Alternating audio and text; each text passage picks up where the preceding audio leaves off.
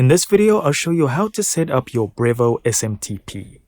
Alright, so here on the Brevo home screen, what we want to do is go to the top right hand section where it says My Company and click on that.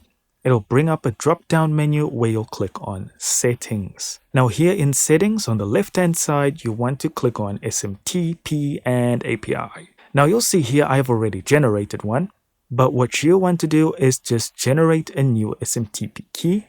You need to give your key a name and then just hit generate.